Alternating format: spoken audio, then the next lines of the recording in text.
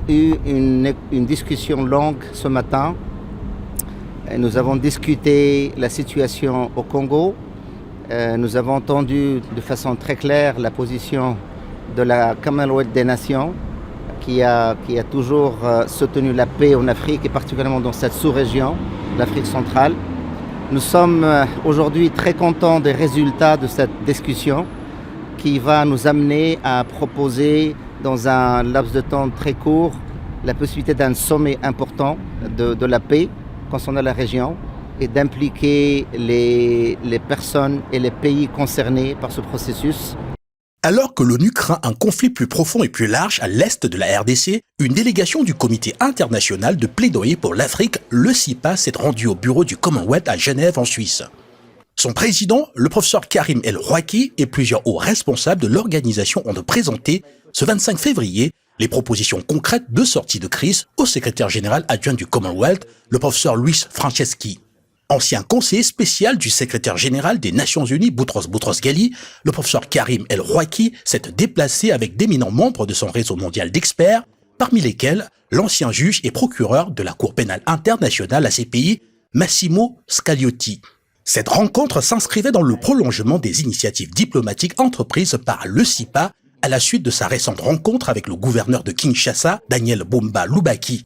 Celui-ci étant le facilitateur de la rencontre du CIPA avec le président Félix Tshisekedi, qui a salué cette initiative et exprimé son désir de voir l'organisation s'engager dans une diplomatie de résultats. En quelques mots, d'abord la volonté de l'Organisation de Commonwealth des Nations de participer de façon constructive, de mettre tous les moyens à leur disposition pour que ce processus de paix aboutisse à des résultats positifs et satisfaisants pour tout le monde. Pour le CIPA, il faut également explorer les voies alternatives pouvant aboutir à un cessez-le-feu immédiat suivi du retrait de toutes les troupes étrangères du territoire de la RDC.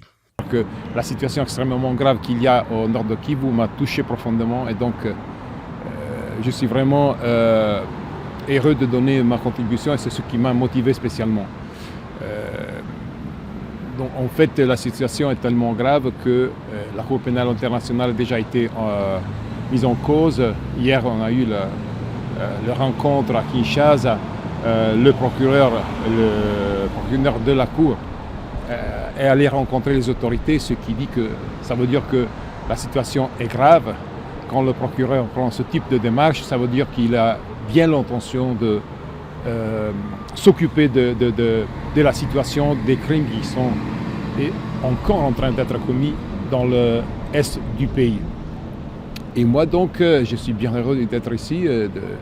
Le CIPA pense aussi qu'il faut encourager toutes les parties à trouver des solutions durables à cette guerre par le dialogue en vue d'apaiser les tensions dans toute la région, construire ensemble un développement profitant aux populations tout en se donnant pour objectif d'assurer la justice pour les victimes de cette guerre.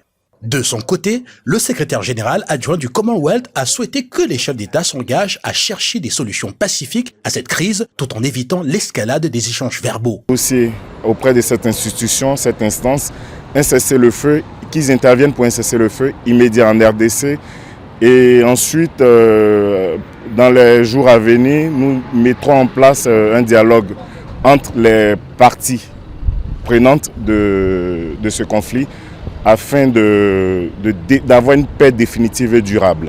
En tout état de cause, le Commonwealth a toujours œuvré à créer les conditions d'entente cordiale et de construction d'un développement commun aux nations membres.